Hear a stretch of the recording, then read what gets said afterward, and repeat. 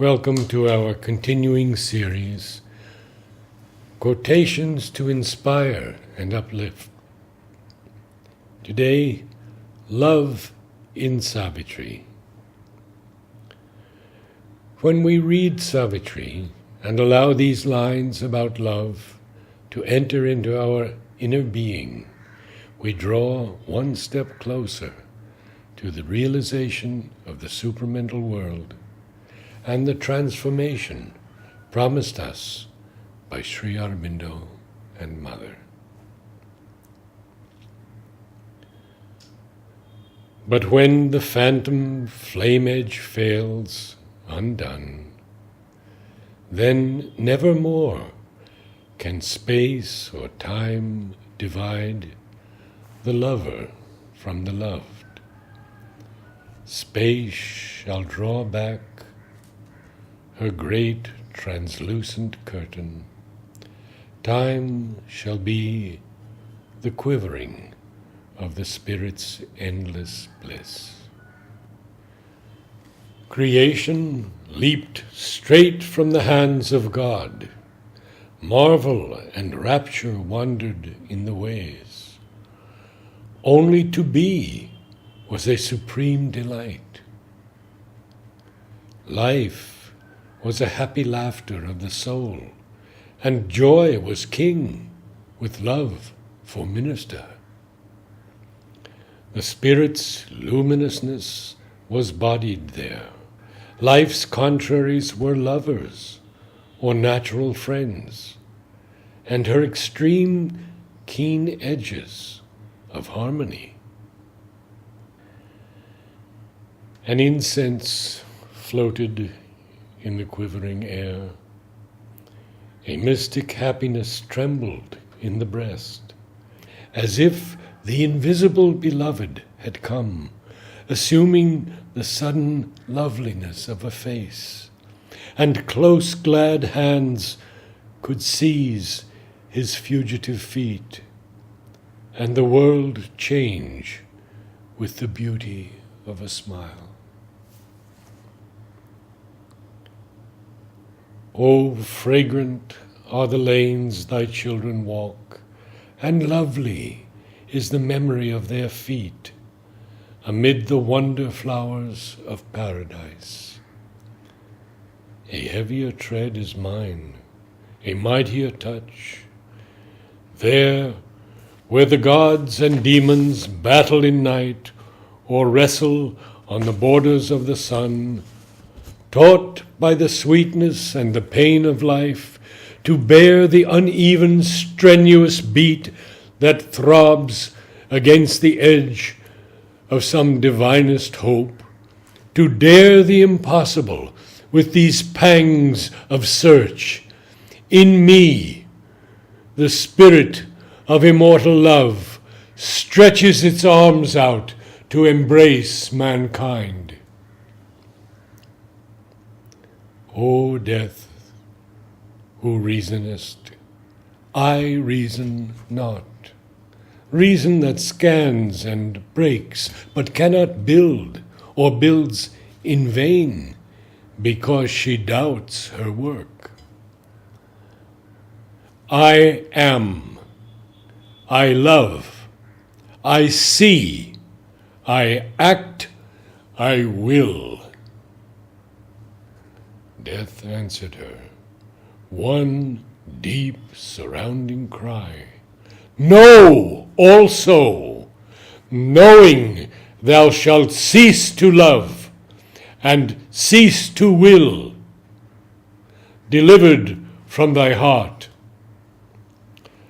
So shalt thou rest forever and be still, consenting to the impermanence of things.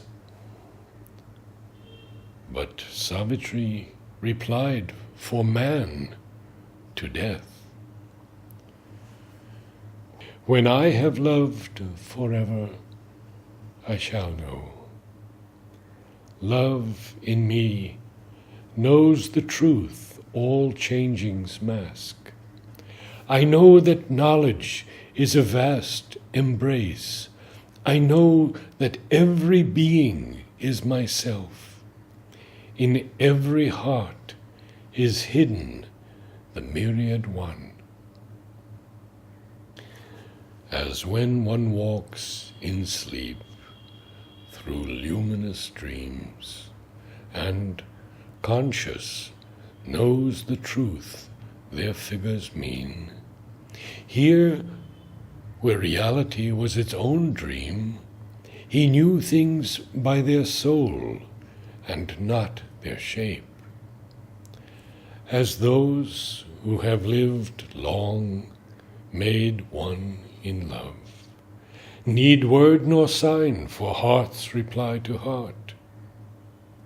He met and communed without bar of speech with beings unveiled by a material frame.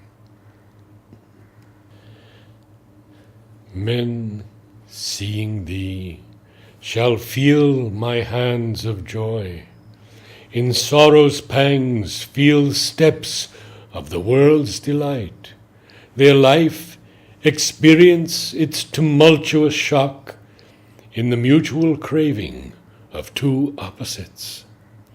Hearts touched by thy love shall answer to my call, discover the ancient music of the spheres in the revealing accents of thy voice, and nearer draw to me because thou art.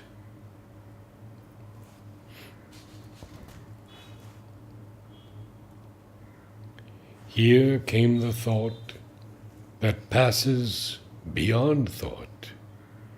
Hear the still voice which our listening cannot hear, the knowledge by which the knower is the known, the love in which beloved and lover are one.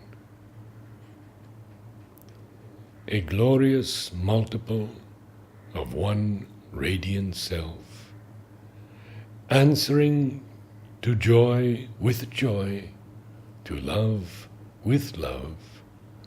All there were moving mansions of God bliss, eternal and unique, they lived the one. One who came, love and lover and beloved, eternal, built himself a wondrous field, and wove the measures of a marvelous dance. In all her acts a strange divinity shone. Into a simplest movement she could bring a oneness with earth's glowing robe of light, a lifting up of common acts by love. All love was hers, and its one heavenly cord bound all to all with her as golden tie. Our hidden centers of celestial force open like flowers to a heavenly atmosphere. Mind pauses, thrilled with the supernal ray, and even this transient body then can feel ideal love and flawless happiness and laughter of the heart's sweetness and delight, freed from the rude and tragic hold of time, and beauty, and the rhythmic feet of the hours. All our earth starts from mud and ends in sky, and love that was once an animal's desire, then a sweet madness in the rapturous heart, an ardent comradeship in the happy mind, becomes a wide spiritual yearning space. A lonely soul passions for the alone. The heart that loved man thrills to the love of God. A body is his chamber and his shrine. Then is our being rescued from separateness. All is itself. All is new felt in God. A lover, leaning from his cloister's door, gathers the whole world into his single breast. Then shall the business fail of night and death. When unity is won, when strife is lost, and all is known, and all is clasped by love, who would turn back to ignorance and pain? Even now, hints of a luminous truth like stars arise in the mind-mooned splendor of ignorance. Even now, the deathless lover's touch we feel. If the chamber's door is even a little ajar, what then can hinder God from stealing in? Or who forbid his kiss on the sleeping soul? But where is the lover's everlasting yes? And immortality in the secret heart? The voice that chants to the Creator fire, the symboled Om, the great assenting word, the bridge between the rapture and the calm, the passion and the beauty of the bride, the chamber where the glorious enemies kiss, the smile that saves, the golden peak of things. Love shall bind by thee many gathered hearts.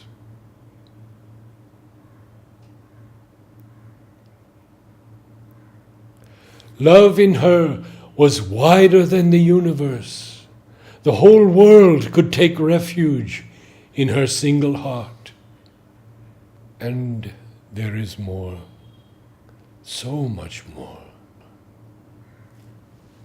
Namaste.